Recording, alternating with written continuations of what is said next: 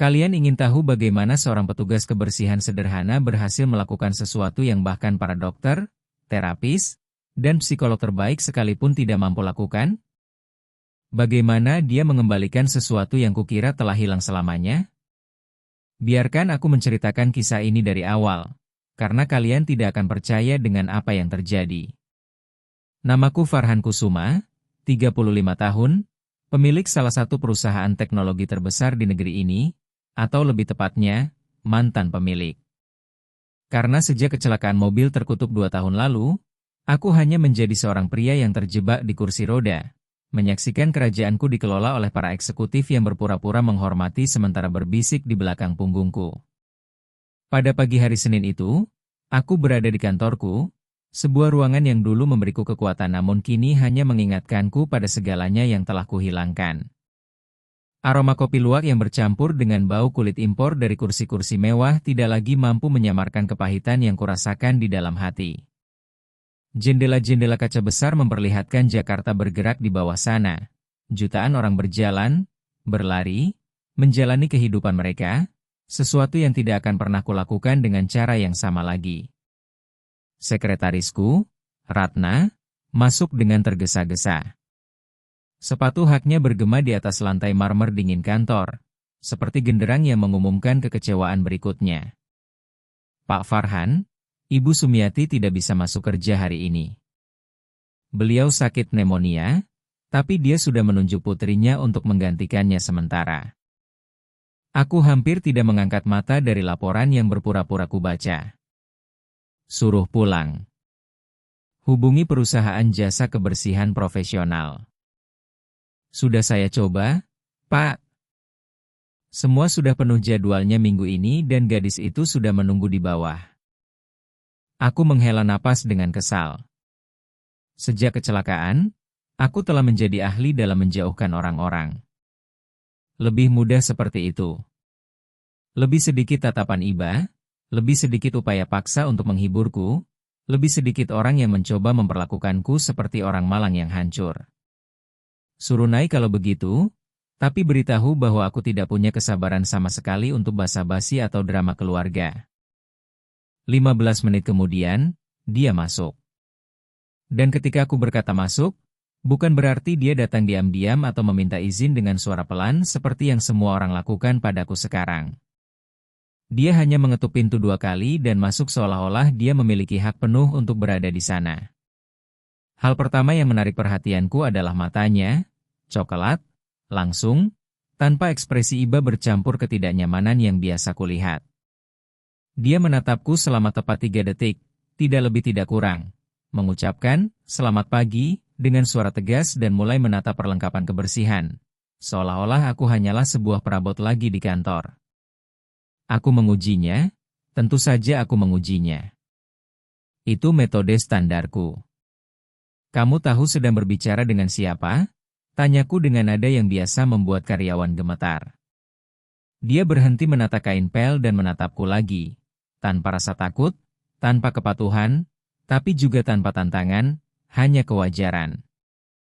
"Tahu, Bapak adalah Farhan Kusuma, pemilik perusahaan ini, dan saya Nadira, putri Ibu Sumiati.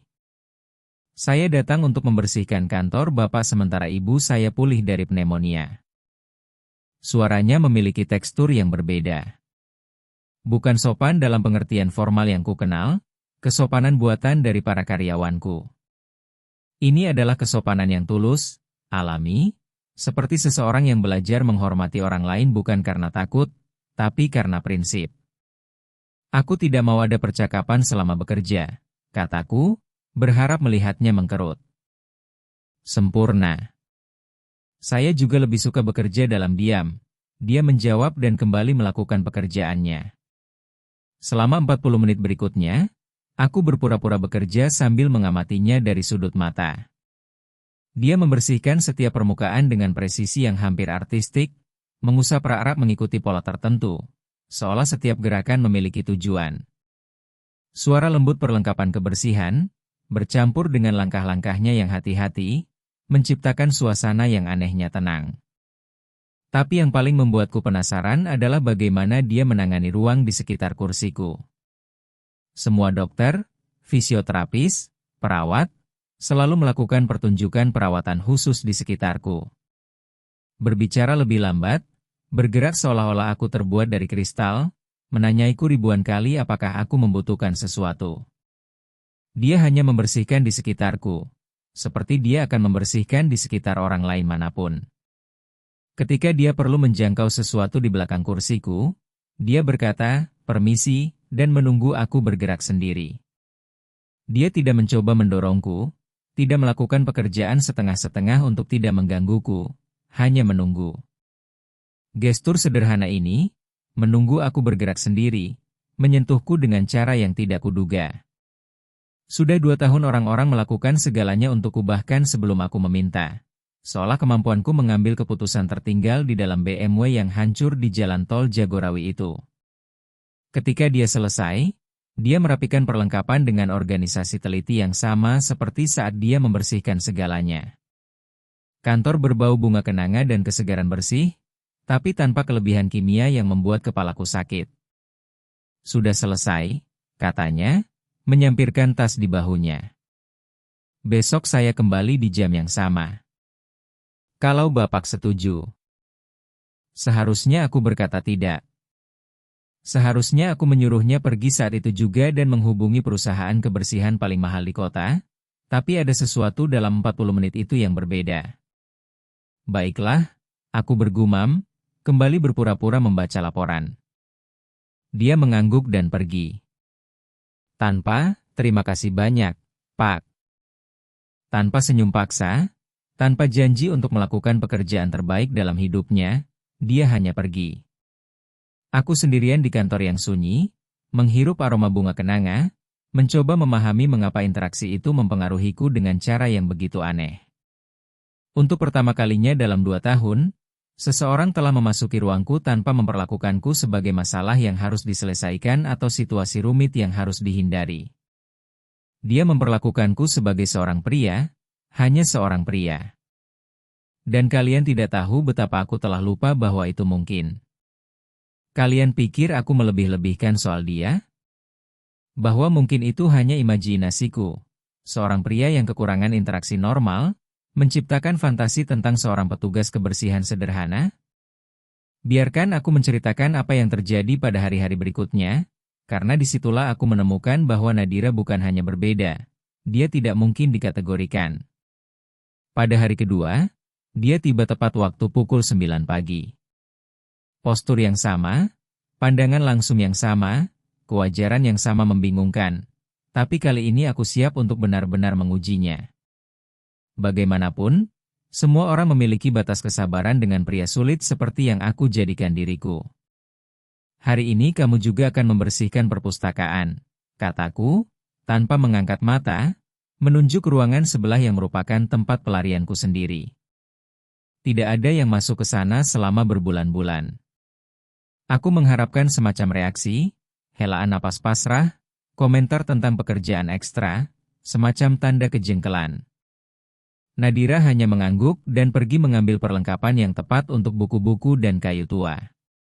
Perpustakaan itu adalah ujian terakhirku, bukan karena sulit dibersihkan, tapi karena itulah tempat aku berada di saat-saat terburukku, tempat aku melempar benda-benda ke dinding ketika frustrasi menjadi tak tertahankan, tempat dinding-dindingnya memiliki bekas amarahku yang meledak. Itu secara harfiah adalah cerminan fisik dari setan-setan batinku. Dia masuk dan berhenti beberapa detik, menyerap pemandangan itu. Buku-buku berserakan di lantai, sebuah kursi berlengan terbalik, beberapa bingkai foto yang pecah masih tersebar di sudut-sudut. Bau jamur bercampur debu tua menciptakan suasana penuh tekanan yang membuat siapapun ingin segera pergi.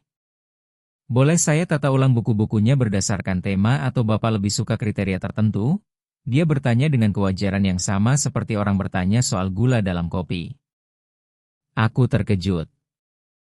Tidak ada pertanyaan tentang apa yang terjadi di sana. Tidak ada tatapan penasaran yang tidak sehat atau iba. Hanya pertanyaan praktis tentang bagaimana aku ingin ruangku ditata. Urutan abjad sudah cukup, jawabku masih memproses reaksinya. Selama 2 jam berikutnya, aku menyaksikan Nadira mengubah kekacauan pribadiku menjadi keteraturan kembali. Dia menangani setiap buku dengan hati-hati, seolah dia mengerti bahwa buku-buku itu lebih dari sekadar benda bagiku. Ketika dia menemukan bingkai foto yang pecah, dia mengumpulkan pecahan-pecahannya dengan lembut dan meletakkan foto-foto yang masih utuh di atas mejaku, bukan di tempat sampah seperti yang akan dilakukan siapapun. Tapi momen yang benar-benar membuatku goyah terjadi ketika dia sampai ke kursi berlengan yang terbalik. Itu adalah kursi berlengan favoritku sebelum kecelakaan, tempat aku membaca setiap malam. Setelah kursi roda, kursi itu menjadi simbol yang terlalu menyakitkan untuk ditanggung. Nadira dengan sederhana meletakkannya kembali di tempat semula, mengusap kulit yang sudah usang dengan kain yang bersih, dan merapikan bantalnya. Kemudian dia berbalik kepadaku dan berkata, "Kursi berlengan ini lebih baik menghadap jendela atau rak buku?" Pertanyaan itu menghantamku seperti pukulan di perut. Dia tidak bertanya apakah aku ingin kursi itu di sana. Dia bertanya posisi mana yang aku sukai, seolah sudah jelas bahwa kursi itu harus tetap ada, seolah wajar bahwa aku memiliki preferensi tentang ruangku sendiri. Ke arah rak buku, jawabku dengan suara yang lebih serak dari yang kumaksudkan. Dia menyesuaikan perabot itu dan terus membersihkan seolah tidak ada yang istimewa terjadi. Tapi bagiku, 5 detik itu mengubah sesuatu yang mendasar. Untuk pertama kalinya sejak kecelakaan, seseorang telah mengasumsikan bahwa aku masih memiliki hak untuk memutuskan tentang lingkunganku sendiri. Pada hari ketiga, Nadira datang membawa pot kecil dengan tanaman yang belum pernah kulihat. Lidah mertua, dia menjelaskan, meletakkannya di ambang jendela perpustakaan. Menyegarkan udara dan tidak butuh banyak perawatan. Ibu saya selalu bilang bahwa tanaman di rumah itu seperti harapan.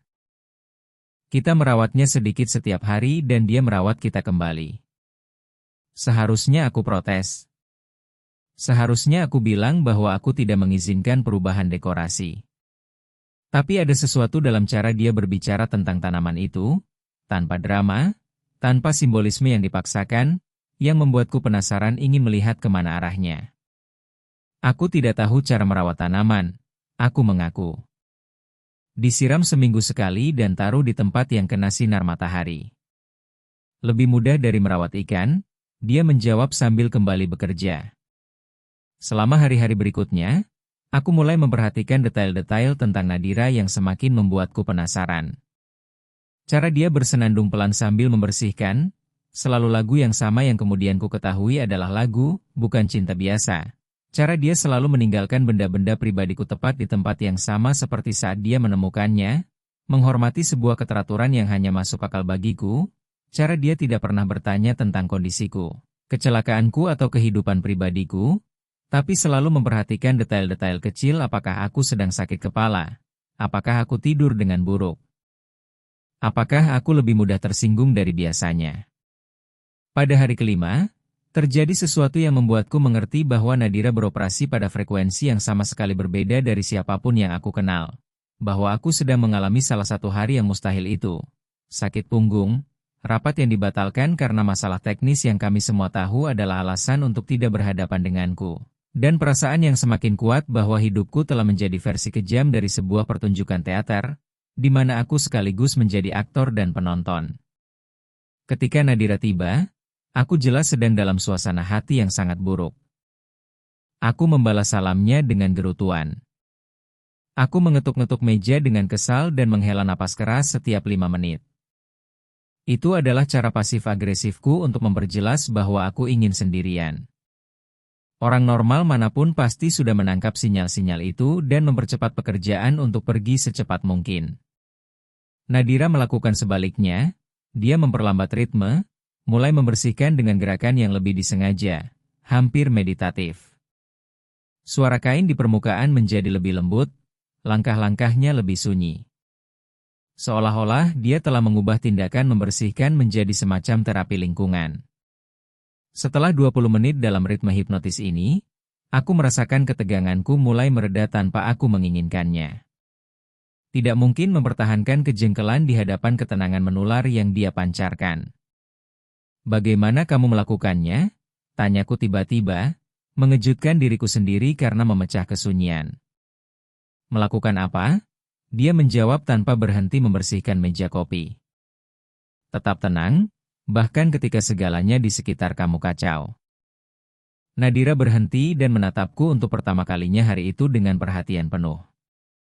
Bukan iba dalam pandangannya, bukan rasa ingin tahu yang tidak sehat. Itu adalah sesuatu yang butuh waktu bagiku untuk mengidentifikasi. Itu adalah rasa hormat terhadap pertanyaanku. Ibu saya selalu bilang bahwa kita tidak bisa mengendalikan angin, tapi bisa mengatur layar, dia menjawab. Marah itu seperti hujan. Kalau kamu berdiri diam di bawahnya, kamu hanya akan basah. Kalau kamu mencari tempat yang kering dan menunggu sampai reda, kamu bisa menikmati aroma tanah basah setelahnya. Itu adalah kata-kata sederhana, diucapkan dengan kewajaran yang sudah menjadi familiar, tapi memiliki bobot kebijaksanaan yang hidup yang tidak pernah berhasil disampaikan oleh para terapisku yang mahal dalam berbulan-bulan sesi. Pada saat itu, sambil mengamati Nadira kembali bekerja dengan ketenangan yang sama seperti biasanya, aku mengerti bahwa aku sedang berhadapan dengan sesuatu yang tidak bisa kukategorikan. Dia bukan hanya seorang petugas kebersihan yang menggantikan ibunya. Dia bukan orang suci yang mencoba menyelamatkanku. Dia bukan orang yang mengincar uangku. Dia hanyalah seorang wanita yang telah belajar mengarungi kehidupan tanpa kehilangan kemanusiaannya dalam prosesnya. Dan entah bagaimana berada di dekatnya sedang mengingatkanku tentang bagaimana rasanya menjadi manusia juga. Kalian akan mengerti mengapa ini begitu berbahaya bagi seorang pria seperti aku. Kalian tahu momen ketika kamu menyadari bahwa kamu sedang merasakan sesuatu yang seharusnya tidak kamu rasakan? Ketika pikiran rasionalmu berteriak tanda bahaya merah, tapi hatimu keras kepala tidak mau mendengar? Itulah tepatnya yang terjadi padaku di minggu kedua bersama Nadira. Dan aku perlu melakukan sesuatu sebelum situasinya lepas kendali. Aku mulai menantikan kehadirannya, bukan hanya sekadar mentolerir keberadaannya. Aku benar-benar menghitung jam sampai dia tiba. Aku bangun pukul 7 pagi, 2 jam sebelum jadwalnya, dan berlatih percakapan santai yang tidak pernah berani aku mulai. Aku mulai memperhatikan detail-detail yang konyol, cara dia selalu mengikat rambutnya dengan cara yang sama, cara tangannya bergerak dengan presisi yang hampir seperti ahli bedah saat membersihkan setiap permukaan, cara dia bersenandung lagu yang sama setiap hari.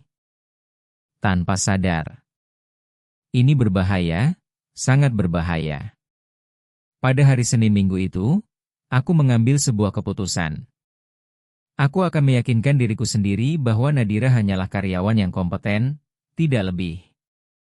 Bahwa reaksiku terhadapnya hanyalah hasil dari kurangnya interaksi manusia yang normal sejak kecelakaan. Kebutuhan yang menyamar sebagai ketertarikan yang tulus. Seorang pria dalam situasiku terlalu rentan untuk membedakan profesionalisme dari sesuatu yang lebih dalam. Ketika dia tiba pagi itu, aku memaksakan diri untuk memperlakukannya dengan kedinginan yang sama yang aku tunjukkan kepada karyawan lain. Aku membalas salamnya dengan anggukan kepala, menenggelamkan diri dalam laporan keuangan dan berpura-pura terlalu sibuk untuk memperhatikan kehadirannya. Tapi rencanaku mulai runtuh ketika aku menyadari bahwa Nadira juga berbeda, lebih tertutup, lebih fokus semata-mata pada pekerjaan. Dia berhenti bernyanyi, berhenti membuat penyesuaian kecil pada benda-benda di mejaku yang, aku akui sekarang, mulai aku nantikan. Dia membatasi diri pada yang dasar saja. Kebersihan yang efisien, kesunyian profesional, kepulangan yang tepat waktu. Itulah tepatnya yang aku minta. Lalu, mengapa aku merasa seolah-olah kehilangan sesuatu yang penting? Pada hari ketiga sandiwara menyedihkan ini, terjadi sesuatu yang memaksaku menghadapi kebenaran yang coba aku sangkal. Nadira sedang membersihkan perpustakaan ketika dia secara tidak sengaja menjatuhkan salah satu bingkai foto yang telah dia tata minggu sebelumnya. Suara kaca yang pecah berhamburan di lantai marmer bergema di kantor seperti tembakan. Maaf, katanya dengan tulus khawatir, langsung membungkuk untuk memungut pecahan-pecahan itu.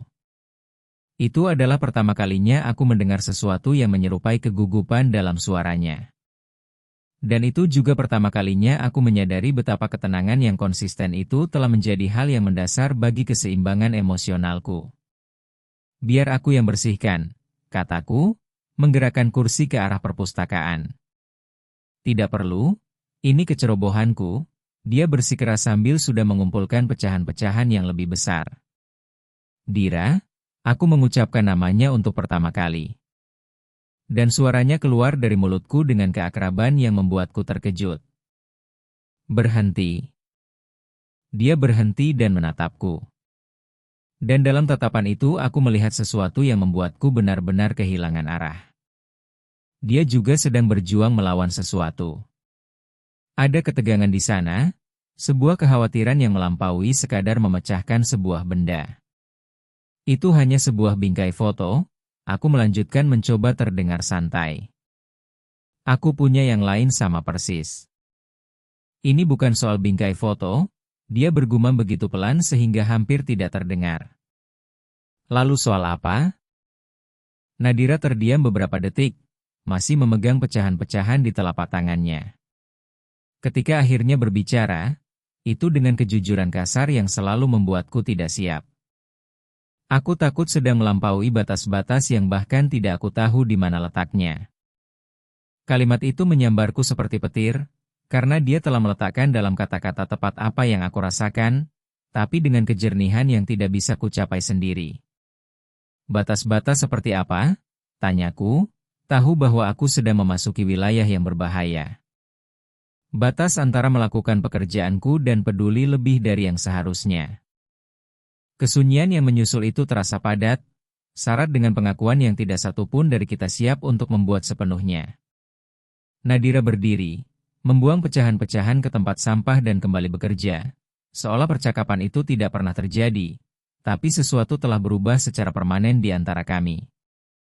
Pada hari-hari berikutnya, kami memulai tarian aneh antara pendekatan dan penjauhan. Aku mencoba menjaga jarak profesional, tapi mendapati diriku mengajukan pertanyaan-pertanyaan pribadi tentang keluarganya, kehidupannya di luar pekerjaan, mimpi-mimpinya. Dia menjawab dengan kejujuran yang sama seperti biasanya, tapi segera menutup diri, seolah teringat bahwa ada batas-batas yang harus dihormati. Di minggu itulah aku menemukan bahwa Nadira kuliah jurusan PGSD di malam hari, bahwa dia membantu ibunya menghidupi 3 adik-adiknya, bahwa dia tinggal di sebuah apartemen 2 kamar di Cilincing, informasi yang dia bagikan secara alami ketika ditanya, tapi yang semakin membuatku sadar akan jarak yang luar biasa antara dunia-dunia kita. Kamu tidak punya pacar? Tanyaku suatu hari, mencoba terdengar santai sementara dia menata rak bukuku. Punya? Dia menjawab tanpa berhenti melakukan apa yang dia kerjakan. Putus beberapa bulan yang lalu. Kenapa? Nadira berhenti dan menatapku dengan cara langsung yang sudah menjadi familiar. Dia tidak bisa menerima kenyataan bahwa aku punya pendapat sendiri tentang berbagai hal. Jawabannya membuatku tertawa. Tawa tulus pertama yang aku keluarkan dalam berbulan-bulan. Nadira juga tersenyum. Dan untuk beberapa detik rasanya seperti kami hanya 2 orang yang sedang berbincang, tanpa kursi roda, tanpa perbedaan sosial, tanpa komplikasi. Tapi kenyataan kembali dengan cepat ketika sekretarisku masuk ke kantor tanpa memberitahu. Jelas terkejut melihatku tersenyum dan berbicara dengan petugas kebersihan. Pak Farhan, Dewan Komisaris sedang menunggu untuk rapat anggaran. Ratna mengumumkan dengan nada profesional yang tidak sepenuhnya menyembunyikan rasa ingin tahunya tentang pemandangan yang baru saja dia saksikan. Aku segera ke sana, jawabku, segera kembali ke mode eksekutif yang dingin. Ketika Ratna keluar, suasana antara Nadira dan aku telah berubah sepenuhnya. Kenyataan posisi sosial kami telah ditampar ke wajah kami seperti seember air dingin. Lebih baik aku percepat pekerjaannya, Nadira berkata, kembali menata rak buku dengan efisiensi mekanis yang mengiris hatiku. Nadira, apakah semuanya baik-baik saja? Dia memotong tanpa menatapku. Masing-masing pada tempatnya, kan? Lebih baik begini. Dia menyelesaikan pekerjaan dalam kesunyian dan pergi tanpa berpamitan. Aku sendirian di kantor, menatap tanaman yang dia bawa minggu sebelumnya. Lidah mertua itu tetap hijau dan kuat di ambang jendela, acuh tak acuh terhadap drama manusia di sekitarnya. Malam itu, berbaring di tempat tidur, aku akhirnya mengakui kepada diriku sendiri kebenaran yang selama berminggu-minggu coba kusangkal. Aku sedang jatuh cinta pada Nadira, bukan karena ide romantis diselamatkan oleh seorang wanita istimewa, bukan karena fantasi bahwa cinta bisa menyembuhkan segala luka. Aku jatuh cinta pada orangnya yang nyata, pada cara dia memandang dunia, pada keberanian senyap dengan mana dia menghadapi kesulitan-kesulitannya, pada cara dia memperlakukanku sebagai pria yang utuh, bahkan ketika aku sendiri hampir tidak bisa melihat diriku seperti itu. Tapi pada saat yang sama aku tahu bahwa perasaan ini adalah ilusi yang berbahaya. Nadira adalah seorang wanita berusia 25 tahun dengan seluruh hidupnya di depan. Aku adalah seorang pria berusia 35 tahun yang terjebak di kursi roda, membawa trauma yang mungkin tidak pernah bisa kiatasi sepenuhnya. Masa depan apa yang bisa kutawarkan untuk seseorang seperti dia? Dia hanya bersikap sopan, aku mengulangi kepada diriku sendiri untuk ke-100 kalinya. Dia hanya melakukan pekerjaannya. Tapi bahkan saat aku mengucapkan kata-kata itu, sebagian dari diriku tahu bahwa aku sedang berbohong. Ada sesuatu dalam tatapannya, dalam cara dia merawat ruangku, dalam perhatian yang dia berikan pada suasana hatiku, yang jauh melampaui profesionalisme. Masalahnya adalah aku tidak lagi bisa membedakan apakah sesuatu itu nyata atau hanya proyeksi keinginanku dalam situasi kekosongan emosional. Dan kalian tahu apa bagian paling kejam dari semua ini? Bahkan sambil meragukan perasaanku sendiri, bahkan sambil mencoba meyakinkan diriku bahwa itu hanya kebutuhan semata, aku tidak bisa lagi membayangkan bagaimana hidupku tanpa momen-momen normalitas harian yang Nadira bawa. Dia telah menjadi obatku dan seperti semua pecandu, aku tahu aku perlu berhenti, tapi tidak bisa membayangkan bagaimana bertahan tanpanya. Kalian pikir ada momen spesifik ketika segalanya berubah? Sebuah detik tepat di mana kamu berhenti menjadi satu orang dan menjadi orang yang sama sekali berbeda? Aku selalu menganggap cerita-cerita tentang transformasi instan itu agak mengada-ada, sampai itu terjadi padaku. Dan itu terjadi pada hari Kamis, pukul 7 malam, ketika aku pikir aku sudah kehilangan kesempatan apapun untuk merasakan sesuatu yang nyata lagi. Itu telah menjadi hari yang mengerikan, rapat Dewan Komisaris di mana 3 pemegang saham secara terbuka mempertanyakan kemampuanku untuk memimpin perusahaan dalam kondisi saat ini. Eufemisme elegan untuk orang cacat ini tidak lagi berguna untuk memimpin apapun. Kemudian fisioterapisku membatalkan sesi di menit-menit terakhir karena istrinya mengalami komplikasi kehamilan. Seolah itu belum cukup, dokterku menelepon dengan hasil pemeriksaan yang menunjukkan bahwa kondisiku telah stabil. Terjemahan, ini untuk selamanya, berhentilah bermimpi tentang mukjizat. Nadira telah pergi lebih awal hari itu untuk ujian di kampus, jadi aku bahkan tidak punya kelegaan sementara dari kehadirannya. Aku sendirian bersama setan-setanku, memelihara amarah dan rasa kasihan pada diri sendiri, seperti orang yang memberi makan binatang buas di dalam kandang. Sekitar pukul 5 sore, aku membubarkan semua karyawan, mengatakan bahwa aku ingin bekerja hingga larut malam. Tapi kebenarannya adalah aku perlu meledak jauh dari tatapan iba dan bisikan-bisikan di koridor. Aku menunggu gedung kosong, mengunci pintu kantor dan pergi ke perpustakaan. Disitulah aku menemukan kota itu, sebuah kota kayu yang tidak kubuka selama 2 tahun, tersembunyi di balik buku-buku ekonomi perilaku. Di dalamnya terdapat medali-medali yang kumenangkan dalam kompetisi renang semasa kuliah, beberapa foto kejuaraan, piala atlet terbaik tahun itu, kenangan dari masa ketika tubuhku mematuhiku, ketika aku memiliki kendali penuh atas gerakanku, ketika air adalah sekutuku dan bukan musuhku. Aku mengambil medali emas 200 meter gaya bebas, kebanggaan olahraga terbesarku, dan mengarahkannya ke cahaya. Logamnya buram, teroksidasi oleh waktu dan pengabaian, dan disitulah amarah meledak. Aku melempar medali itu sekuat tenaga ke dinding.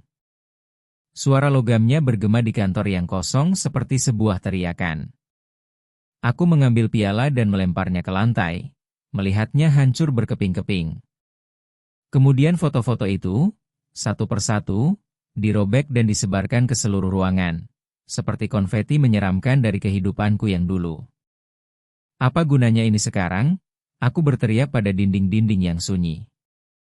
Apa gunanya semua omong kosong ini? Aku bahkan sampai mengambil lidah mertua yang Nadira letakkan di jendela, siap untuk menghancurkan satu lagi simbol harapan yang sia-sia, ketika aku mendengar suaranya di belakangku. Farhan? Aku berbalik masih memegang tanaman itu, sepenuhnya terekspos dalam kerapuhan memalukan. Nadira berdiri di pintu perpustakaan dengan ekspresi yang belum pernah kulihat sebelumnya. Bukan iba, bukan takut, sesuatu yang jauh lebih dalam dan kompleks. Bagaimana kamu masuk? Tanyaku, mencoba memulihkan sedikit martabat. Pak Satpam kenal saya, beliau bilang Bapak ada di sini sendirian. Dia masuk perlahan, mengamati kehancuran di sekitar. Aku lupa kacamata bacaku di meja. Kami saling menatap dalam kesunyian selama beberapa detik. Aku masih memegang tanaman itu seperti orang gila. Dia menyerap pemandangan keruntuhan emosionalku. Ini adalah momen yang sempurna baginya untuk mencari-cari alasan dan pergi. Meninggalkan bos gila itu sendirian bersama neurosisnya. Sebaliknya, Nadira menutup pintu di belakangnya dan berjalan ke tempat aku berdiri. Boleh? Dia bertanya, mengulurkan tangannya ke arah lidah mertua. Aku menyerahkan tanamannya dan dia meletakkannya kembali dengan hati-hati di ambang jendela. Kemudian dia membungkuk dan mulai memungut potongan-potongan piala yang pecah. Tidak perlu melakukan itu, aku bergumam. Biarkan saja semuanya di lantai. Cocok dengan sisanya. Ini penting bagimu? Dia bertanya, memeriksa sebuah pecahan dengan tulisan, Atlet Terbaik 2012. Dulu, kata itu keluar lebih pahit dari yang kumaksudkan. Sebelum menjadi ini yang aku sekarang. Nadira berdiri dan menatapku dengan mata coklat yang tampak melihat melalui semua topengku. Apa yang kamu sekarang? Seorang pria hancur di kursi roda yang meledak karena hal-hal sepele. Itukah yang kamu pikir kamu adalah? Itu bukan siapa kamu. Bukan? Ironi mengalir dari suaraku. Kalau begitu jelaskan padaku siapa aku, karena kamu begitu yakin. Nadira terdiam sejenak, seolah memilih kata-katanya dengan hati-hati. Ketika berbicara, suaranya memiliki ketegasan yang sama sekali membuatku goyah. Kamu adalah seorang pria yang membangun sebuah kerajaan sebelum usia 30 tahun, yang selamat dari kecelakaan yang seharusnya bisa membunuhmu, yang masih memimpin salah satu perusahaan terbesar di negeri ini bahkan sambil menghadapi prasangka setiap hari, yang memperlakukan karyawan-karyawannya dengan hormat bahkan ketika sedang melewati fase terburuk dalam hidupnya. Kamu tidak mengerti? Aku mulai membantah. Aku mengerti, dia memotongku dengan tekad yang belum pernah kulihat. Aku mengerti bahwa jauh lebih mudah untuk mendefinisikan dirimu melalui kursi roda daripada melalui kekuatan yang kamu miliki untuk terus duduk di sana setiap harinya. Kalimat itu menghantamku seperti pukulan di perut. Aku menatapnya, mencoba memproses kesederhanaan yang menghancurkan dari kata-kata itu. Sejak kecelakaan, aku melanjutkan dengan suara yang patah. Tidak ada orang yang memandangku dengan cara yang sama. Bahkan aku sendiri tidak. Aku memandang seperti yang aku pandang, dan aku tidak melihat seseorang yang hancur. Dia mendekat dan aku bisa merasakan aroma lembut bunga kenanga yang selalu menemaninya. Aku melihat seseorang yang sedang mencoba membangun kembali dirinya, seseorang yang memiliki hari-hari buruk seperti siapapun, seseorang yang layak dilihat karena apa adanya, bukan karena apa yang telah dia hilangkan. Kesunyian yang menyusul syarat dengan keintiman yang membuatku sepenuhnya rentan. Nadira ada di sana, di tengah kekacauan emosionalku, menawarkan kepadaku sebuah versi dari diriku sendiri yang telah kulupakan keberadaannya. Tanpa berpikir, tanpa menghitung konsekuensi, aku mengulurkan tangan dan menyentuh wajahnya. Kulitnya bahkan lebih lembut dari yang kubayangkan. Dia tidak mundur, tidak menunjukkan kejutan atau ketidaknyamanan, hanya menutup mata dan sedikit menyandarkan wajahnya ke telapak tanganku. Dira, aku berbisik tanpa tahu persis apa yang ingin kukatakan. Aku tahu, dia bergumam balik, membuka mata dan menatapku dengan intensitas yang membuat jantungku berdegup kencang. Tahu apa? Aku tahu ini rumit. Aku tahu kita berasal dari dunia yang berbeda. Aku tahu kamu pikir kamu tidak bisa memberiku apa yang aku layak dapatkan. Dia meletakkan tangannya di atas tanganku, yang masih berada di wajahnya. Tapi aku juga tahu bahwa apa yang aku rasakan untukmu tidak ada hubungannya dengan rasa kasihan atau uang atau apapun selain dirimu sendiri. Disitulah aku runtuh. Benar-benar runtuh. 2 tahun rasa sakit yang tersimpan, air mata yang ditelan, amarah yang salah arah, semuanya keluar sekaligus. Aku menangis seperti yang tidak pernah kulakukan sejak kecil, dengan isak tangis yang tak terkendali yang terasa seperti merobek bagian-bagian dari jiwaku. Nadira berlutut di samping kursiku dan memelukku. Bukan pelukan iba, bukan pelukan terapeutik, sebuah pelukan dari seorang wanita untuk seorang pria, kuat dan hangat, yang membuatku merasa terlindungi dan diterima dengan cara yang telah kulupakan bahwa itu mungkin. Tidak apa-apa, dia berbisik di telingaku, mengusap rambutku. Tidak apa-apa untuk menangis. Tidak apa-apa untuk merasa kehilangan arah kadang-kadang. Kami tetap seperti itu selama beberapa menit. Aku menangis dalam pelukannya, dia memegangi aku seolah bisa memindahkan kekuatannya kepadaku melalui sentuhan. Itu sekaligus menjadi momen paling rentan dan paling intim dalam kehidupan dewasaku. Ketika akhirnya aku bisa mengendalikan diri, dia sedikit menjauh untuk menatap mataku. Wajahku bengkak, mataku merah, martabat eksekutifku hancur sepenuhnya. Dan namun demikian cara dia menatapku membuatku merasa tampan, diinginkan, utuh.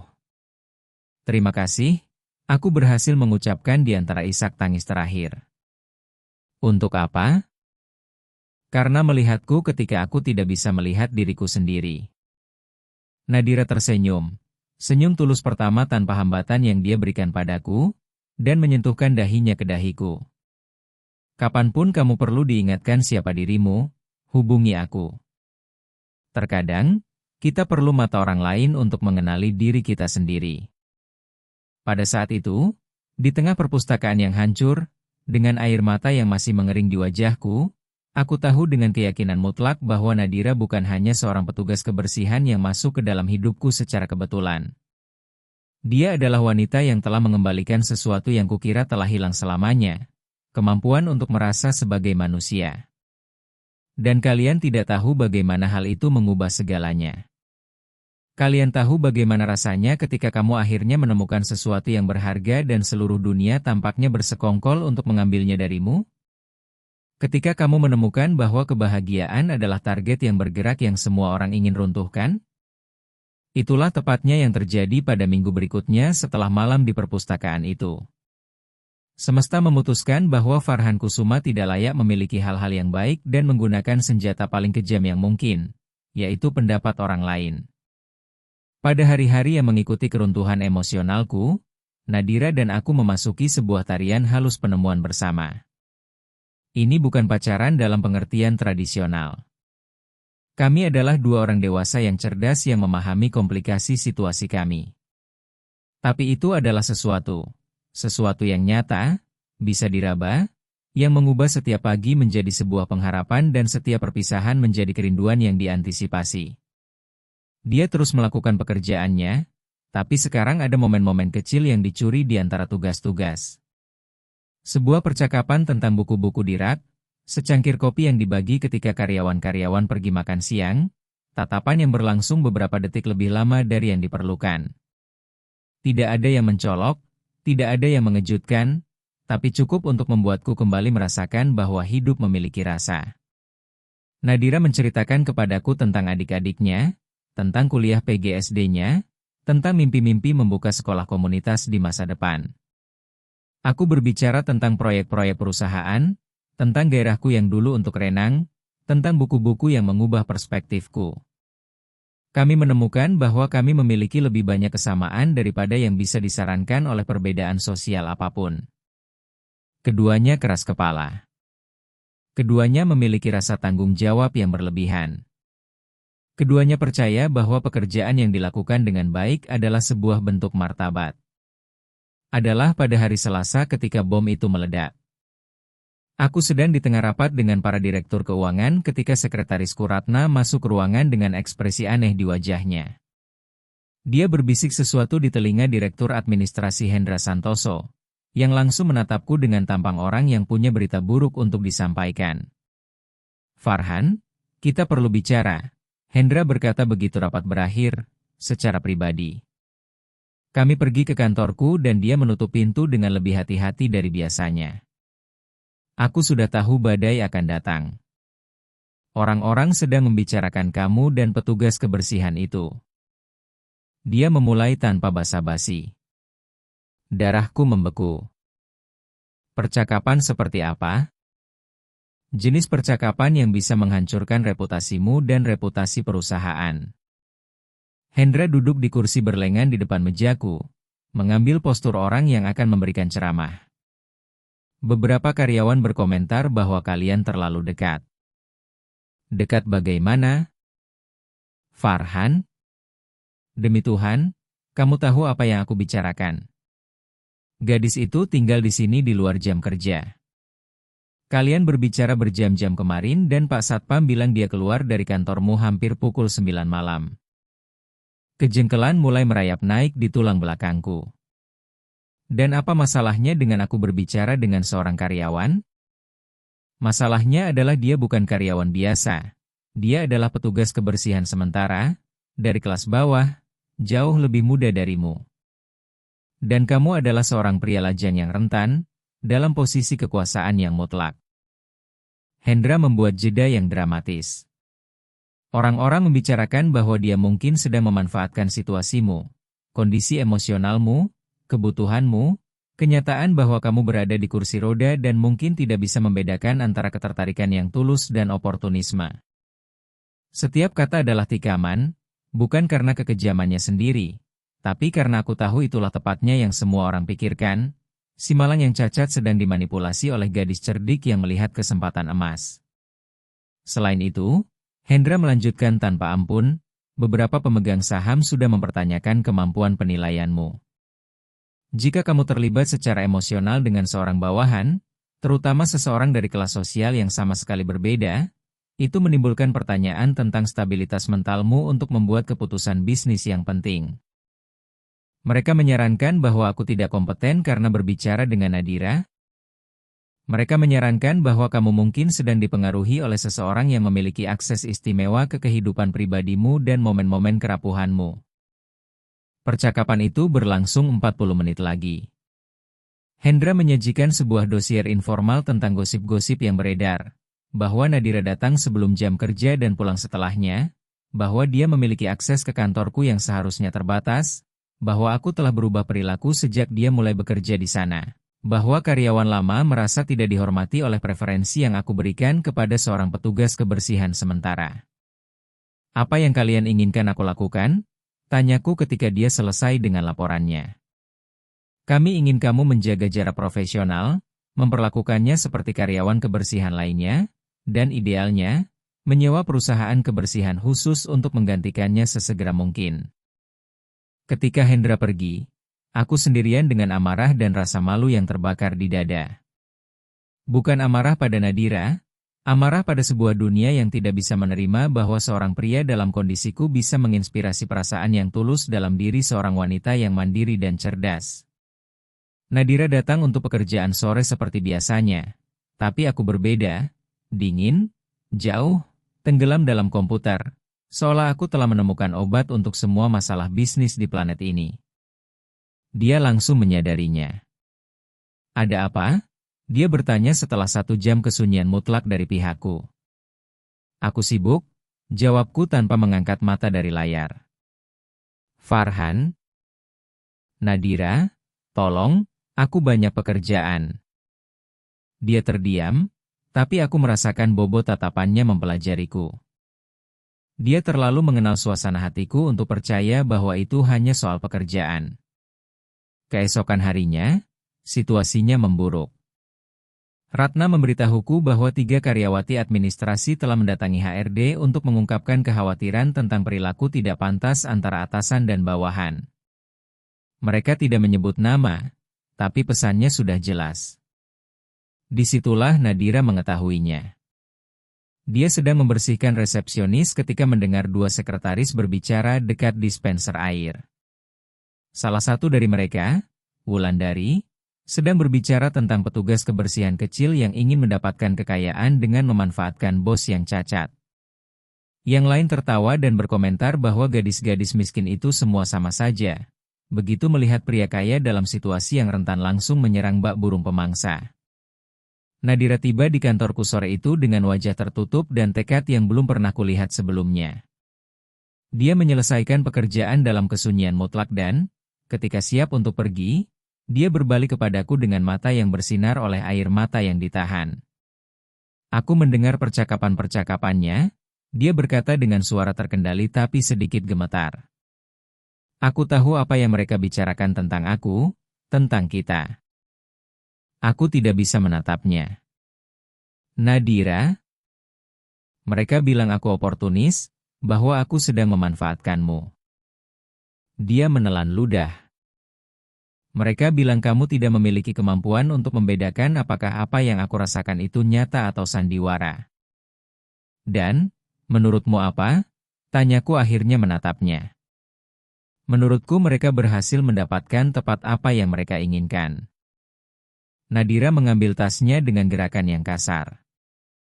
Mereka berhasil membuatmu meragukan aku dan dirimu sendiri. Bukan begitu? Iya. Kamu pikir seorang wanita sepertiku tidak bisa merasakan sesuatu yang tulus untuk seorang pria sepertimu? Kamu pikir harus ada kepentingan tersembunyi, agenda rahasia? Tuduhan itu menghantamku tepat sasaran karena mengandung dosis kebenaran yang mengerikan. Sebagian dari diriku benar-benar meragukan bahwa Nadira bisa menginginkanku karena siapa aku, bukan karena apa yang aku miliki. Seluruh dunia sedang mengatakan bahwa ini tidak mungkin. Aku bergumam. Bahwa kamu terlalu muda, terlalu cantik, terlalu berintegritas untuk mau bersama seorang pria dalam situasiku.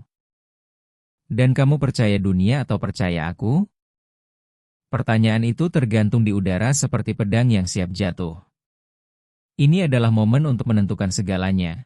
Apakah aku punya keberanian untuk percaya bahwa aku layak dicintai karena siapa aku?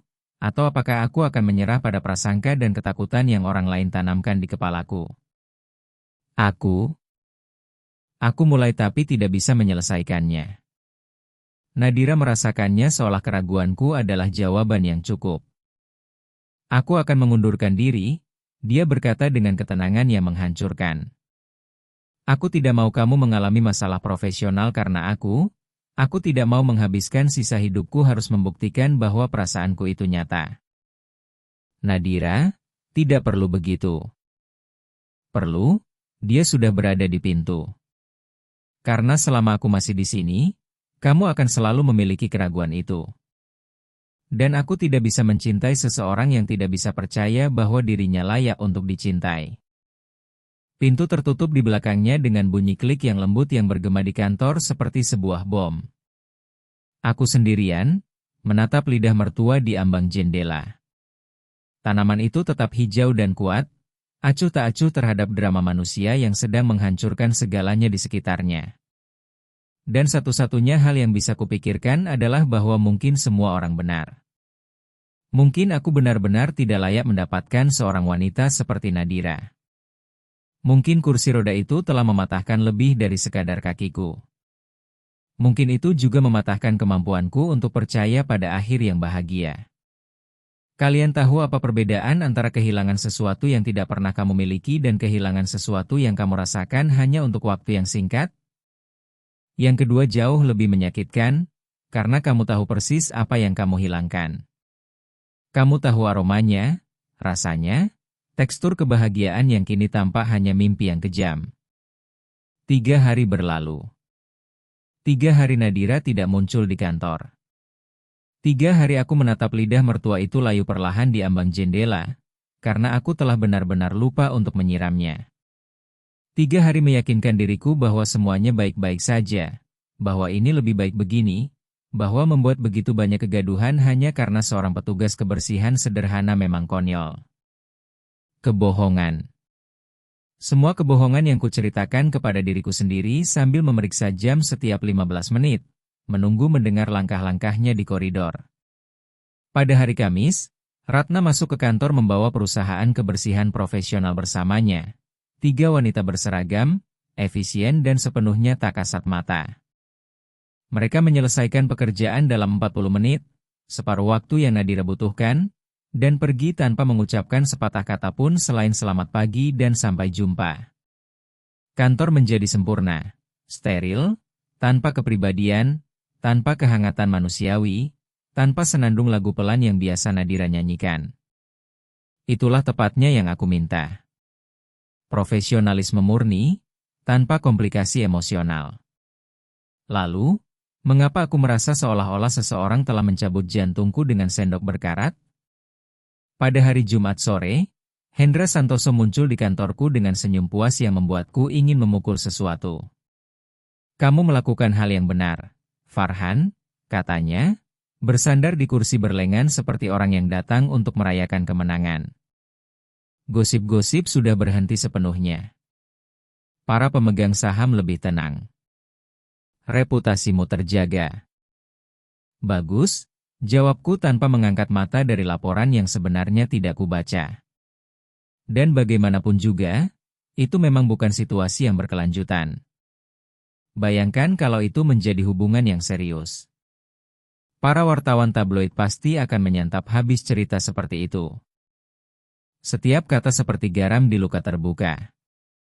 Hendra terus berbicara tentang reputasi perusahaan, tentang citra publik, tentang betapa pentingnya menjaga jarak dari situasi yang berpotensi membahayakan. Aku berpura-pura setuju, berpura-pura merasa lega, berpura-pura tidak merasakan kekosongan yang semakin besar di dada dengan setiap kata yang diucapkannya. Tapi pada hari Sabtu semuanya hancur. Aku berada di rumah di penthouse yang kubeli sebelum kecelakaan dan yang kini tampak seperti mausoleum dari marmer dan kaca. Aku mencoba bekerja, menonton televisi, membaca, apapun untuk menyibukkan pikiran. Tidak ada yang berhasil. Semua jalur pikiran membawaku kembali ke Nadira. Disitulah aku menemukan alamatnya. Itu ada di formulir karyawan sementara yang Ratna tinggalkan di mejaku pada hari Senin.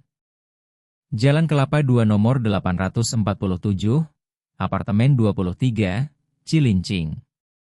Sebuah alamat yang mewakili dunia yang hanya ku kenal melalui statistik ekonomi. Aku tidak berencana untuk pergi ke sana. Aku bersumpah aku tidak berencana.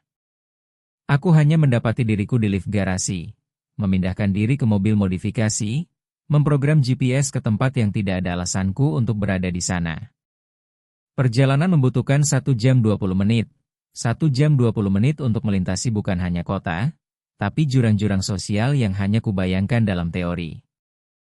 Aku meninggalkan gedung-gedung kaca bercermin di kawasan Sudirman, melewati jalan-jalan ramai di pusat kota, masuk ke kawasan perumahan di Jakarta Timur, dan akhirnya tiba di sebuah kompleks bangunan rakyat yang tampak seperti keluar dari sebuah dokumenter tentang ketimpangan perkotaan.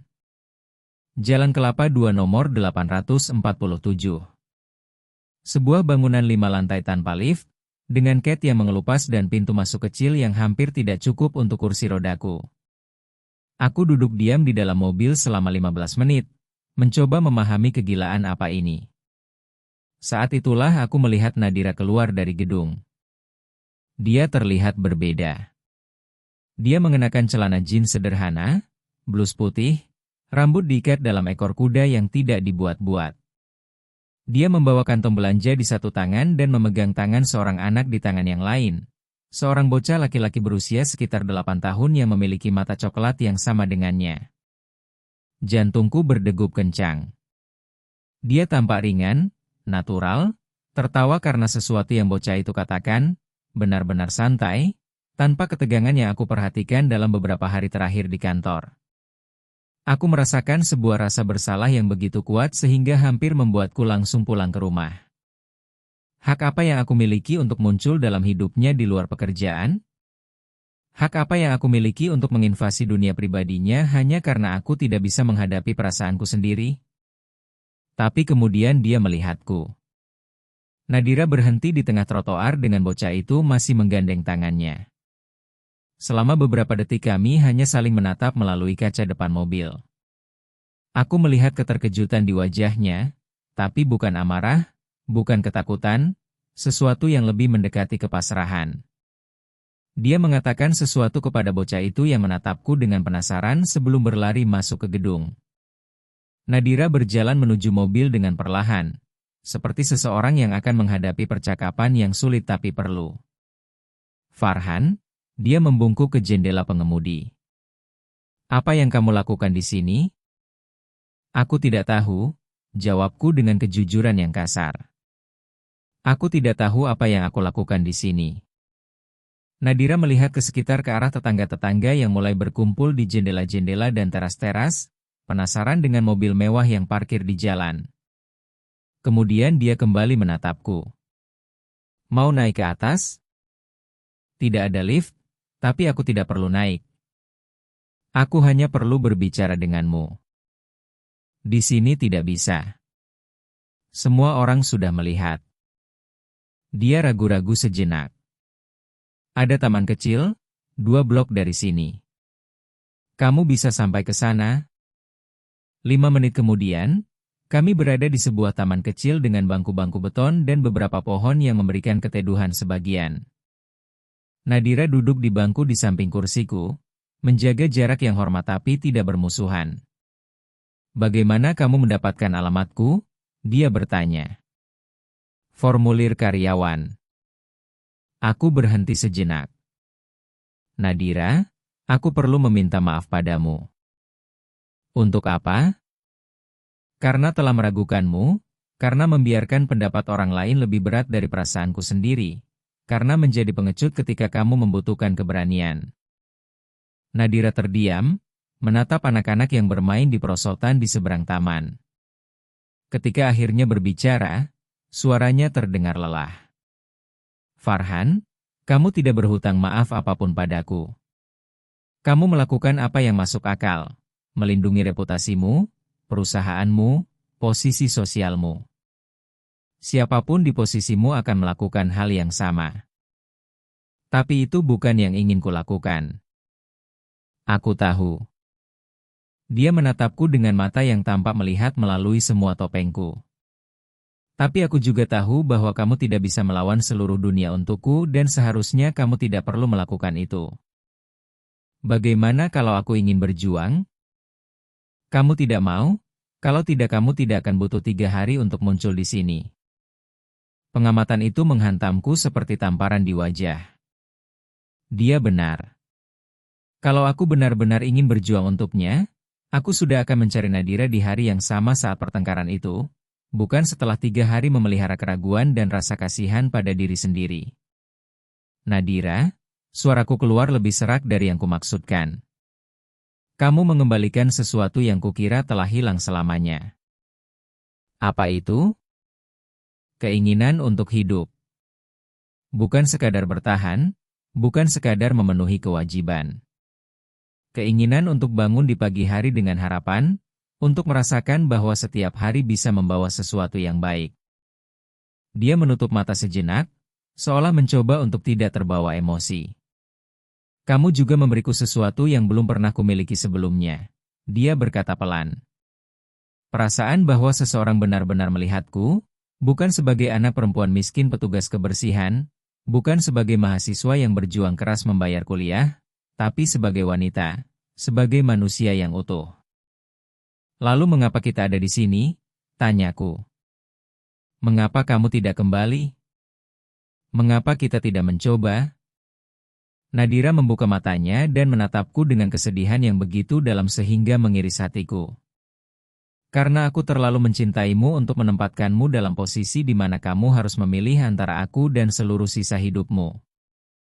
Kata, mencintai, itu tergantung di udara antara kami seperti sebuah pengakuan kejahatan. Dia telah mengatakannya. Dia telah meletakkan di atas meja perasaan yang keduanya selama ini menghindari untuk diberi nama. Bagaimana kalau aku bilang bahwa aku sudah memilih? Tanyaku, mengulurkan tangan untuk menyentuh tangannya. Bagaimana kalau aku bilang bahwa tidak ada hal lain yang penting jika kamu tidak ada di sana? Nadira menjalin jari-jarinya dengan jariku, tapi menggelengkan kepala. Hari ini kamu berpikir begitu. Tapi bagaimana sebulan dari sekarang, ketika para pemegang saham mengancam akan mengambil alih perusahaanmu? Dan setahun dari sekarang, ketika kamu menyadari bahwa kamu telah melepaskan peluang-peluang profesional karena aku?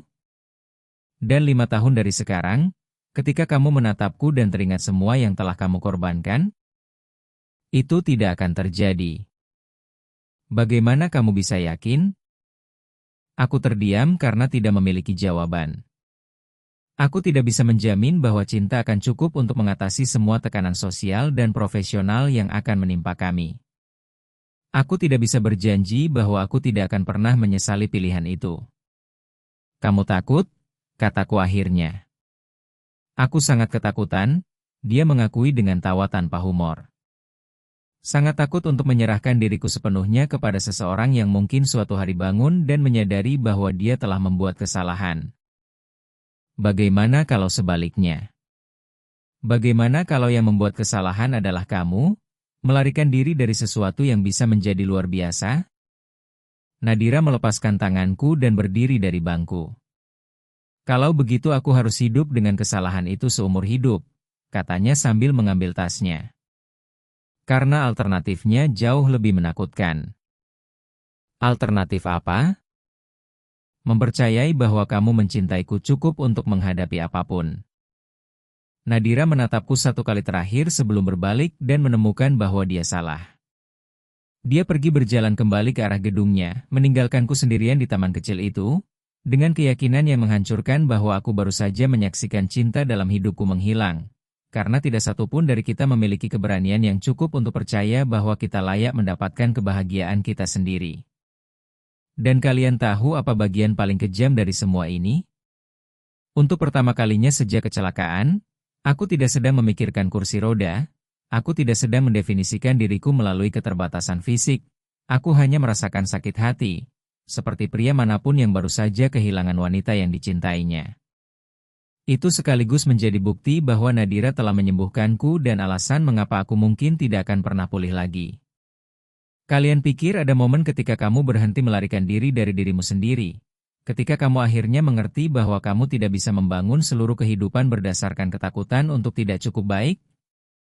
Bagiku, momen itu datang pada hari Selasa, 2 minggu setelah percakapan di taman itu, ketika aku menyadari bahwa aku sedang sekarat perlahan-lahan di dalam sementara berpura-pura bahwa semuanya terkendali. 2 minggu berikutnya adalah neraka yang sunyi dan teratur.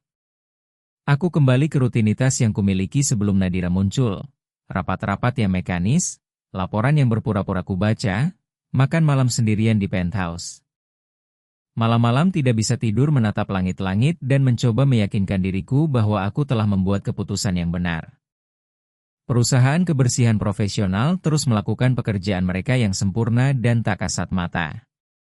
Kantor tidak pernah begitu bersih, begitu steril, begitu mati. Lidah mertua yang Nadira bawa akhirnya benar-benar mengering.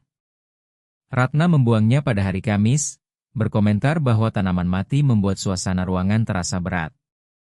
Aku tidak mengatakan apa-apa, tapi merasakan seolah mereka telah membuang sisa harapan terakhir yang ada dalam hidupku. Hendra yang pertama kali menyadari ada yang salah. Dalam sebuah rapat direksi, dia menunjukkan bahwa aku terlihat jelas patah semangat dan menyarankan agar aku mencari bantuan profesional untuk melewati fase sulit ini. Seolah Nadira hanya sebuah fase, seolah cinta adalah penyakit yang bisa disembuhkan dengan terapi dan obat-obatan. Tapi cehagaiku Dewi yang tidak tahan lagi. Dewi muncul di kantor pada hari Selasa sore, tanpa pemberitahuan, dengan wajah seseorang yang datang untuk menyelesaikan masalah keluarga. Dia masuk ke kantorku seperti badai, menyuruh Ratna keluar dan berdiri di hadapanku dengan tangan bersilang. Sudah waktunya seseorang mengatakan beberapa kebenaran padamu, Farhan. Dewi, aku tidak dalam suasana hati untuk ceramah keluarga. Ini bukan ceramah, ini intervensi. Dia duduk di kursi berlengan di depan mejaku. Kamu seperti zombie.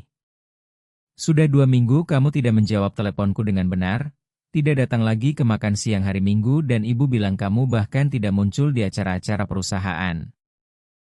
Aku sedang bekerja. Kamu sedang bersembunyi. Dewi menatapku dengan kejujuran kasar yang hanya bisa dimiliki oleh kakak perempuan. Dan aku punya teori tentang alasannya. Aku tidak ingin mendengar teorimu. Kamu akan mendengarnya tetap saja. Kamu jatuh cinta pada seseorang dan sedang membuat drama karena kamu pikir kamu tidak layak untuk bahagia. Pengamatan itu menyambarku seperti petir. Dewi selalu memiliki kemampuan menjengkelkan itu untuk melihat melalui semua pertahananku. Tidak sesederhana itu. Ia sesederhana itu, selalu begitu. Dia condong ke depan. Farhan, kamu pikir kursi roda mengubahmu menjadi orang yang berbeda. Tapi kebenarannya adalah kamu selalu seperti ini. Selalu berpikir bahwa kamu harus sempurna untuk layak mendapatkan cinta. Apa yang kamu bicarakan? Ingat Sari di kampus? Pacar serius pertama yang kamu miliki? Dewi tidak menunggu aku menjawab. Kamu mengakhirinya karena kamu pikir dia layak mendapatkan seseorang yang lebih baik. Seseorang yang bisa memberikan lebih banyak perhatian padanya daripada untuk studi dan pekerjaan. Kenangan itu menyentakku seperti tamparan. Sari, aku telah benar-benar melupakannya. Kemudian ada Rini beberapa tahun yang lalu. Kamu mengakhirinya karena kamu pikir dia sedang membuang waktu dengan seorang pria yang bekerja 16 jam sehari. Dewi membuat jeda yang dramatis. Kursi roda hanya memberimu alasan baru untuk melakukan apa yang selalu kamu lakukan, melarikan diri dari apapun yang bisa membuatmu rentan. Dewi, kamu tidak mengerti situasinya. Aku mengerti dengan sempurna. Kamu jatuh cinta pada seorang wanita yang memperlakukanmu sebagai pria yang utuh, bukan sebagai orang malang yang hancur. Dia mengembalikan kemanusiaanmu yang kamu sendiri buang, tapi alih-alih menggenggam berkah itu erat-erat, kamu lebih memilih untuk percaya bahwa dia akan meninggalkanmu. Ini bukan soal percaya, ini soal menjadi realistis. Realistis? Dewi tertawa sinis. Farhan, kamu membangun sebuah kerajaan sebelum usia 30 tahun. Selamat dari kecelakaan yang seharusnya membunuhmu. Beradaptasi dengan kursi roda dan masih memimpin salah satu perusahaan terbesar di negeri ini. Tapi percaya bahwa seorang wanita bisa mencintaimu karena siapa dirimu, itu mustahil. Kami terdiam beberapa menit. Dewi mempelajariku dengan tatapan sinar X yang kubenci sejak kecil. Siapa namanya? Dia bertanya akhirnya. Nadira. Dan kamu mencintainya? Aku mencintainya, kata-kata itu keluar tanpa ragu-ragu, mengejutkan diriku sendiri dengan kepastiannya. Dan dia mencintaimu? Dia bilang begitu. Lalu, apa masalahnya, Farhan? Kamu tidak mengerti. Dia petugas kebersihan. Aku miliarder. Dia berusia 25 tahun. Aku berusia 35 tahun. Dia sempurna. Aku berada di kursi roda. Semua orang berpikir bahwa dia sedang memanfaatkanku. Semua orang atau kamu? Pertanyaan itu tergantung di udara seperti sebuah tuduhan. Dewi berdiri dan berjalan ke jendela, menatap kota di bawah sana. Tahukah kamu apa perbedaan antara kamu dan ayah? Katanya tanpa berbalik. Ayah adalah pria sederhana yang bekerja seumur hidupnya di bengkel mekanik. Ketika dia bertemu ibu sedang kuliah jurusan manajemen, berasal dari keluarga berada, memiliki masa depan yang cerah di depannya. Ini tidak sama. Ini persis sama. Semua orang bilang bahwa ibu sedang melakukan kesalahan, bahwa dia bisa mendapatkan yang lebih baik, bahwa seorang montir tidak punya apa-apa untuk ditawarkan kepada seorang wanita sepertinya. Dewi berbalik untuk menatapku. Tahukah kamu apa yang dilakukan ayah? Apa? Dia berjuang. Membuktikan setiap hari, selama 40 tahun pernikahan, bahwa cinta tidak ada hubungannya dengan rekening ban atau kelas sosial. Bahwa seorang pria yang berintegritas, pekerja keras dan penuh kasih sayang jauh lebih berharga dari pangeran manapun. Kisah kedua orang tuaku, sebuah kisah yang kukenal sejak kecil tapi tidak pernah kukaitkan dengan situasiku sendiri. Farhan, jika kamu membiarkan wanita itu pergi karena kamu takut tidak cukup baik, kamu akan hidup sisa hidupmu bertanya-tanya, bagaimana kalau? Dan ketika kamu sudah tua dan sendirian, bukan kursi roda yang akan mendefinisikanmu, tapi kepengecutanmu. Dewi mengambil tasnya dan menuju pintu.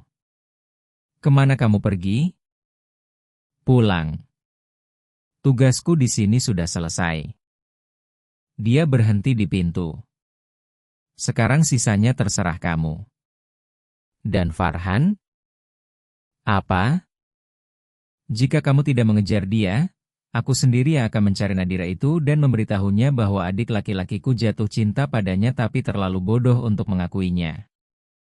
Pintu tertutup di belakang Dewi, meninggalkanku sendirian dengan kata-katanya yang bergema di kantor yang sunyi. Malam itu, untuk pertama kalinya dalam 2 minggu, aku bisa tidur dengan nyenyak. Bukan karena masalah-masalah telah menghilang, tapi karena akhirnya ada kejernihan di mana sebelumnya hanya ada kebingungan. Dewi benar. Aku sedang melarikan diri. Bukan dari kursi roda, bukan dari perbedaan sosial, bukan dari pendapat orang lain. Aku sedang melarikan diri dari kemungkinan untuk dicintai tanpa syarat, karena itu berarti memiliki sesuatu yang bisa hilang. Tapi Nadira bersedia mengambil risiko itu. Dia telah meletakkan hatinya di atas meja, bahkan tahu bahwa aku mungkin bisa menghancurkannya. Dia telah mencintaiku dalam versiku yang terburuk, di saat-saat tersulit, tanpa mengharapkan imbalan apapun selain timbal balik. Dan aku telah menyia-nyiakan semua itu karena takut tidak cukup baik. Keesokan paginya, aku mengambil sebuah keputusan yang akan mengubah segalanya. Aku menelepon Ratna bahkan sebelum keluar dari rumah. Ratna, aku ingin kamu membatalkan semua janji hari ini dan menelepon Nadira Sumiati, putri Ibu Sumiati. Katakan padanya bahwa aku perlu berbicara dengannya. Mendesak.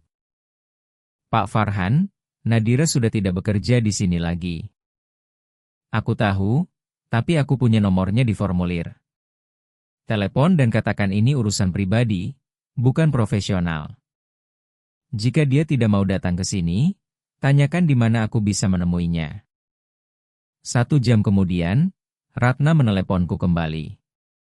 Pak Farhan, dia bilang bisa bertemu denganmu di taman dekat rumahnya, taman yang sama 2 minggu yang lalu, pukul 2 siang. Jantungku berdegup kencang. Nadira telah menerima untuk menemuiku.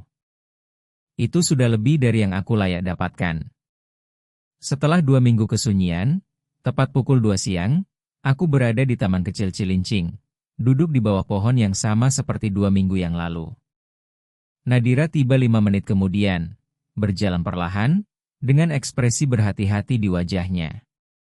Hai, katanya, duduk di bangku di samping kursiku. Hai, suaraku keluar lebih gugup dari yang kumaksudkan. Terima kasih sudah mau datang. Farhan, jika kamu datang ke sini untuk mengulangi percakapan 2 minggu yang lalu, aku tidak datang untuk itu. Aku menarik napas dalam-dalam. Aku datang untuk mengajukan sebuah tawaran padamu. Nadira menatapku dengan rasa ingin tahu yang bercampur ketidakpercayaan. Tawaran seperti apa? Aku ingin kamu kembali ke kantor, bukan sebagai petugas kebersihan, tapi sebagai asisten pribadimu. Farhan, biarkan aku selesaikan.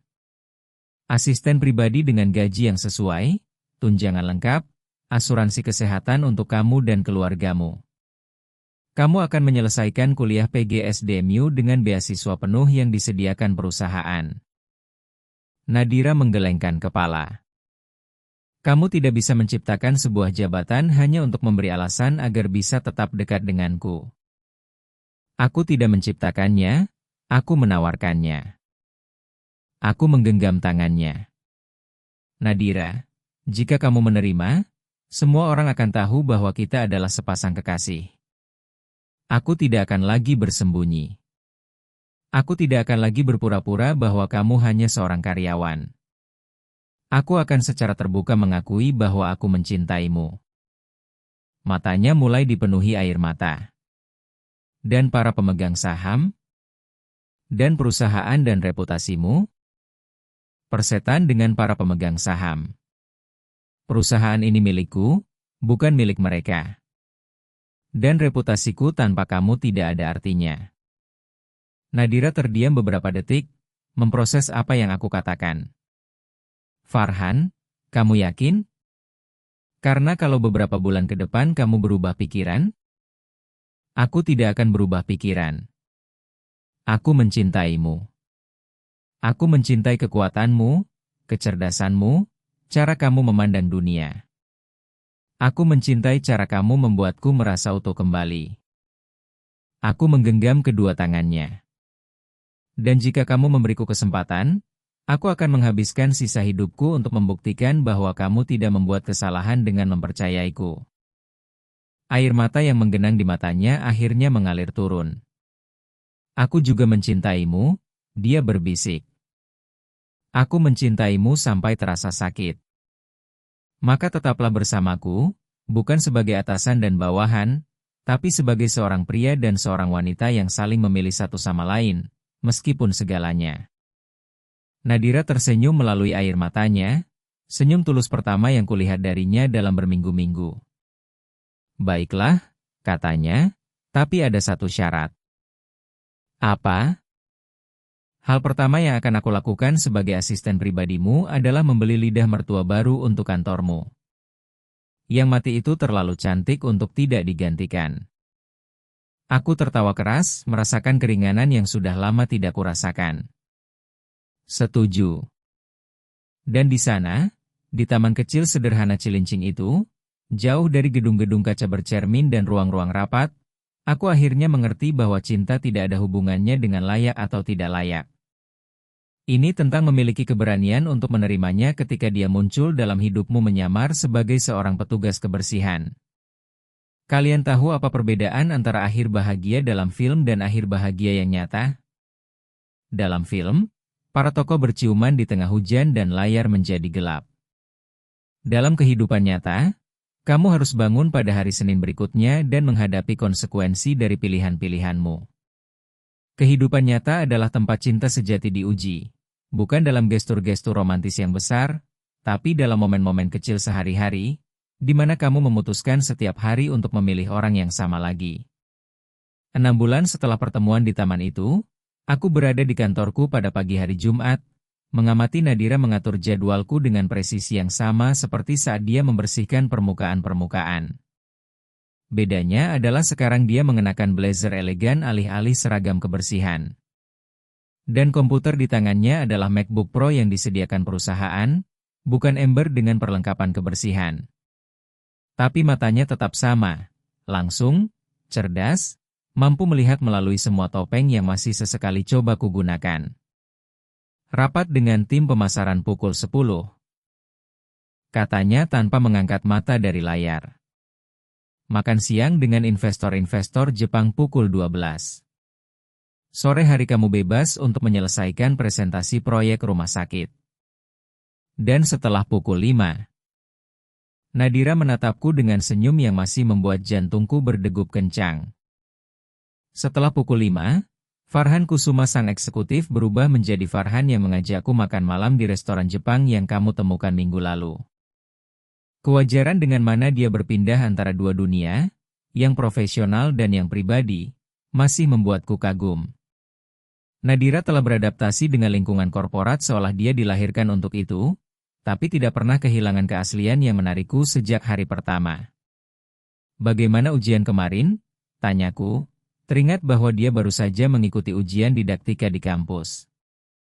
Lulus, tentu saja. Dia membuat ekspresi lucu yang menggemaskan. Kurasa dosenku terkejut ketika aku mempresentasikan sebuah proyek sekolah komunitas dengan anggaran 500 juta rupiah. Itu salahku karena sudah mengajarimu berpikir besar. Salahmu karena sudah menunjukkan padaku bahwa bermimpi besar bukan hak istimewa orang yang lahir kaya. Itu adalah salah satu hal yang paling membuatku bangga dalam 6 bulan ini, melihat Nadira berkembang secara intelektual. Beasiswa penuh yang disediakan perusahaan hanyalah awalnya. Dia menyerap pengetahuan seperti spons, mengajukan pertanyaan-pertanyaan yang memaksaku untuk memikirkan ulang konsep-konsep yang kuanggap sudah pasti, membawa perspektif-perspektif yang memperkaya bahkan rapat-rapat yang paling teknis sekalipun. Para pemegang saham, yang pada awalnya secara terbuka menentang hubungan kami, secara bertahap mulai menyadari bahwa Nadira bukan seorang petualang yang mencoba memanfaatkan seorang pria yang rentan. Dia adalah seorang wanita yang cerdas dan strategis, yang memberikan nilai nyata bagi perusahaan dan yang, kebetulan, juga telah mengembalikan jiwa kepada CEO mereka. Hendra ingin berbicara denganmu setelah makan siang, Nadira melanjutkan sambil memeriksa catatannya. Sesuatu tentang proyek ekspansi ke Kalimantan. Hendra Santoso, orang yang sama yang 6 bulan lalu telah mengorganisir kampanye melawan hubungan kami. Ironisnya, dia telah menjadi salah satu pendukung terbesar fase baru perusahaan, eufemisme yang semua orang gunakan untuk merujuk pada periode pasca Nadira. Angka-angka berbicara sendiri. Sejak Nadira mengambil alih sebagai asisten pribadiku, produktivitasku melonjak, bukan karena dia adalah asisten yang luar biasa meskipun memang begitu, tapi karena aku telah memulihkan motivasi untuk membangun sesuatu, untuk memikirkan masa depan. Untuk percaya bahwa ada gunanya bekerja untuk sesuatu yang lebih besar dari sekadar mempertahankan status quo. Bicara soal Hendra, Nadira berkata sambil menutup laptop, dia bertanya apakah kamu sedang berpikir untuk mencalonkan diri ke Dewan Kadin. Dan kamu bilang apa? Aku bilang kamu terlalu sibuk menjadi bahagia untuk terlibat dalam politik bisnis. Aku tertawa keras. Nadira memiliki kemampuan untuk menerjemahkan situasi-situasi yang kompleks menjadi kalimat-kalimat yang sederhana dan tepat sasaran. Tapi serius, dia melanjutkan sambil berdiri dan berjalan ke arahku. Kamu seharusnya mempertimbangkannya, suaramu penting di ruang-ruang seperti itu, terutama sekarang karena kamu memiliki kredibilitas emosional. Kredibilitas emosional? Nadira duduk di tepi mejaku. Sebuah gestur yang kini dia lakukan secara alami, tapi yang pada awalnya sempat menimbulkan bisikan-bisikan di koridor. Orang-orang seperti kamu, yang telah melalui transformasi nyata, yang menghadapi keterbatasan dan mengatasinya, yang belajar bahwa kesuksesan bukan hanya tentang uang, orang-orang seperti itu memiliki sesuatu untuk diajarkan. Itu adalah hal lain yang membuatku kagum pada Nadira, kemampuannya untuk melihatku bukan hanya sebagai pria yang dia cintai, tapi sebagai seseorang yang memiliki tanggung jawab sosial. Dia tidak pernah membiarkanku melupakan bahwa hak istimewa datang dengan kewajiban. Kamu ingin aku menerimanya? Aku ingin kamu melakukan apa yang masuk akal bagi pria yang kamu adalah hari ini, bukan bagi pria yang kamu adalah sebelum kecelakaan, bukan pula bagi pria yang kamu kira kamu telah menjadi setelahnya. Aku menariknya lebih dekat, sampai dia duduk di lengan kursiku, posisi favorit kami untuk percakapan-percakapan serius. Dan pria seperti apa aku hari ini?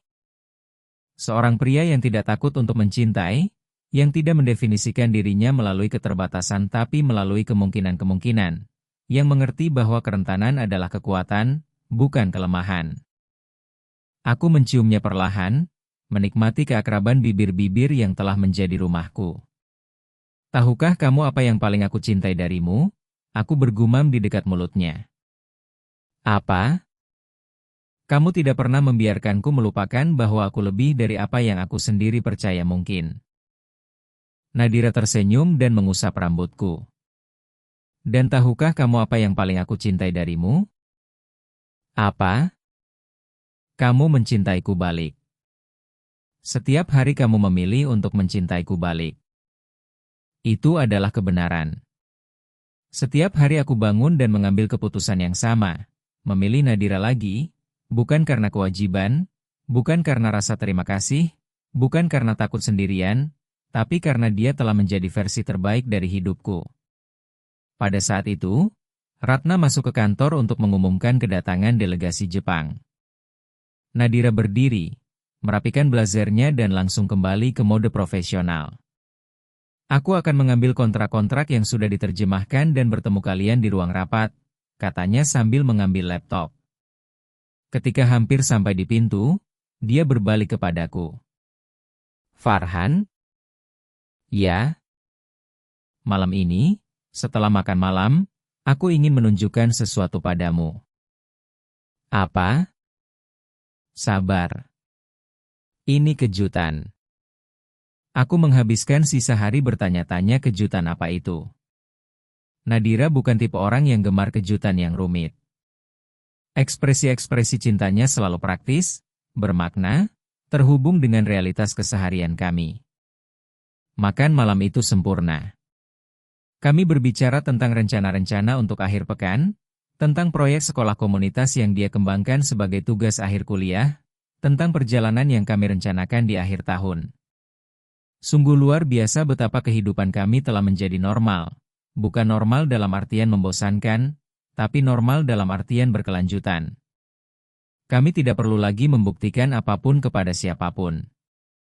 Kami tidak perlu lagi membenarkan keberadaan kami sebagai pasangan. Kami hanya ada, mencintai, membangun hal-hal bersama. Setelah makan malam, Nadira membawaku ke tempat yang tidak kuduga, taman kecil yang sama di Cilincing, tempat kami memiliki percakapan pertama tentang perasaan, tempat dia menolakku karena ketakutan, tempat aku berhasil meyakinkannya untuk mencoba lagi. Mengapa di sini? Tanyaku, memarkirkan mobil di tempat yang sama seperti beberapa bulan lalu. Karena disinilah segalanya benar-benar dimulai, katanya turun dari mobil. Disinilah kamu pertama kali mengatakannya padaku bahwa kamu mencintaiku. Disinilah aku punya keberanian untuk mengatakan bahwa aku juga mencintaimu. Kami berjalan, dia berjalan kaki, aku di kursi, menuju bangku tempat kami memiliki percakapan terpenting kami. Nadira, apa yang sedang terjadi? Alih-alih menjawab, dia mengeluarkan sebuah kotak kecil dari tasnya. Jantungku berhenti. Farhan, katanya, berlutut di samping kursiku. Aku tahu biasanya pria yang mengajukan pertanyaan ini, tapi tidak ada yang normal dalam kisah kita. Jadi mengapa harus mulai sekarang? Dia membuka kotak kecil itu, memperlihatkan sebuah cincin sederhana, elegan, maskulin. Maukah kamu menikah denganku? Dunia berhenti, benar-benar berhenti. Suara lalu lintas yang jauh, suara anak-anak bermain, angin di pepohonan, semuanya tertahan sementara aku memproses momen terpenting dalam hidupku.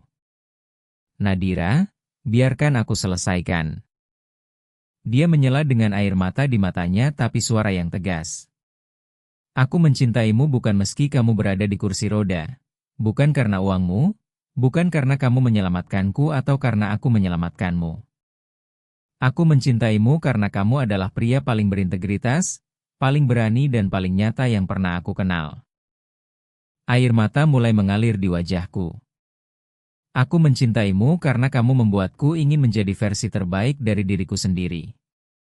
Aku mencintaimu karena kita membangun sesuatu yang menjadi milik kita, yang tidak bisa diambil siapapun, yang tidak bergantung pada persetujuan dari luar untuk bisa ada. Farhan, aku mencintaimu karena kamu mengajariku bahwa cinta sejati tidak pergi. Dia tetap ada, dan aku ingin tetap bersamamu selamanya. Aku mengambil cincin itu dari kotak dengan tangan yang gemetar dan memakainya di jariku. Ukurannya pas sempurna. Ya, aku berhasil mengucapkan melalui air mata. Ya, aku mau menikah denganmu. Nadira tertawa dan menangis pada saat yang sama, menjatuhkan dirinya ke pelukanku dalam sebuah pelukan yang berlangsung beberapa menit. Aku sangat mencintaimu, dia berbisik di telingaku. Aku lebih mencintaimu, jawabku memeluknya seolah hidupku bergantung padanya. Ketika kami terpisah, Aku memandang cincin di jariku dan kemudian menatap wanita luar biasa yang telah mengubah keberadaanku. Tahukah kamu apa hal terbaik yang pernah terjadi padaku dalam seluruh hidupku ini? Tanyaku. Apa? Membutuhkan seorang petugas kebersihan sementara tepat pada hari ketika kamu tersedia.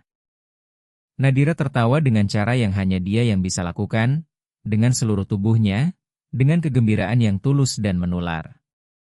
Dan tahukah kamu apa hal terbaik yang pernah terjadi padaku? Dia membalas.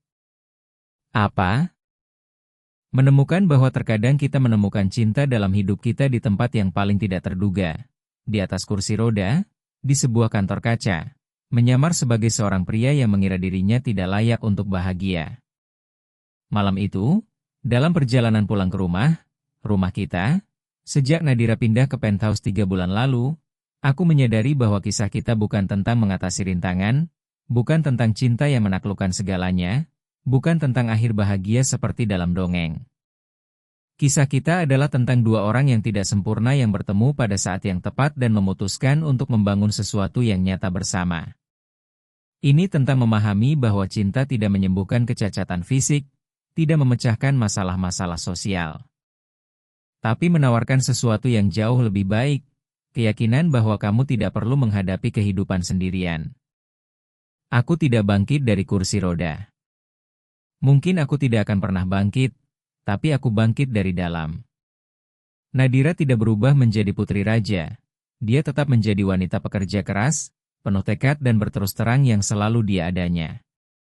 Tapi kami menjadi versi-versi yang lebih baik dari diri kami sendiri bersama-sama dan menemukan bahwa terkadang cinta sejati tidak membutuhkan mukjizat untuk menjadi luar biasa. Hanya membutuhkan keberanian untuk tetap ada.